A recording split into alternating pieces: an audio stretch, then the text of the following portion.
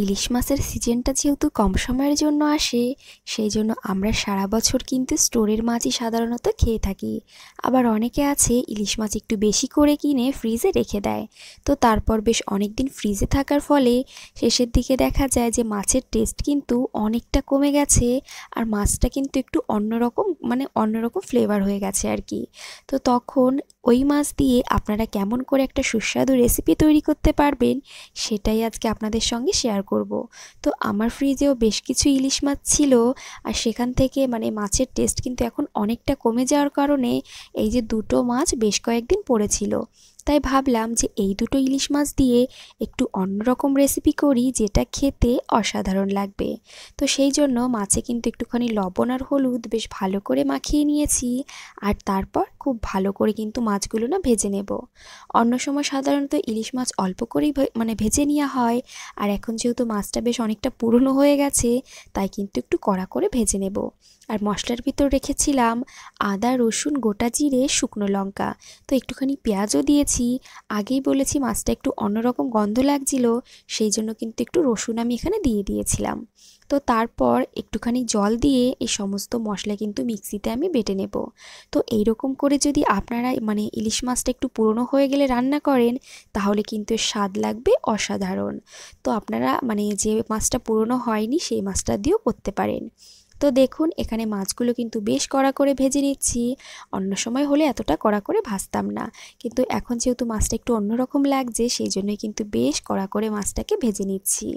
তো এপাশ ওপাশ বেশ উল্টে পাল্টে দিয়ে বেশ ভালো করেই ভেজে নিতে হবে। আর মাছের থেকে এখানে দেখতেই পাচ্ছেন বেশ অনেকটা পরিমাণে কিন্তু তেল বেরিয়েছে। আমি অল্প তেলে মাছটা ভাজতে বসিয়েছিলাম, আর ওই মাছের তেলেই সম্পূর্ণ মাছটা ভাজা হয়ে এতটা তেল বেঁচে গেছে। তো ওই তেলের ভেতরেই এখানে আমি আলুগুলো ভেজে নিচ্ছি। আপনারা চাইলে আলুটা দিতে পারেন, আবার যদি পছন্দ না হয় তাহলে বাদ দিয়ে দিতে পারেন। তো আমি একটুখানি আলু দিয়েই করছি।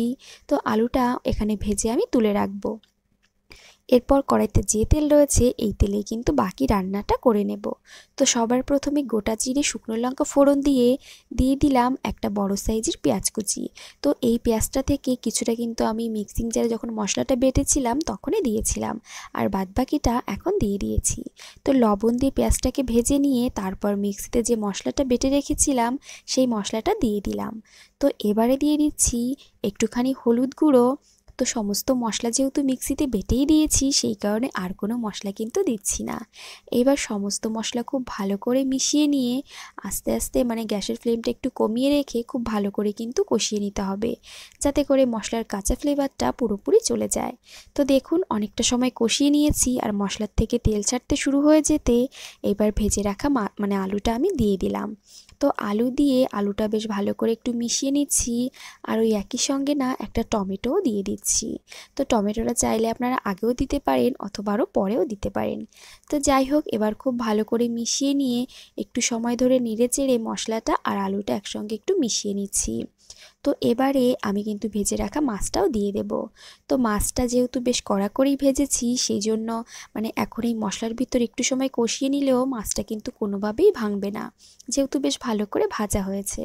তো এবারে মশলার সঙ্গে নাড়িয়ে চাড়িয়ে অল্প সময়ের জন্য একটু কষিয়ে নেব। আর এই নাড়াচাড়াটা অবশ্যই একটু আস্তেই করতে হবে, নইলে মাছটা আবার ভেঙে যেতে পারে।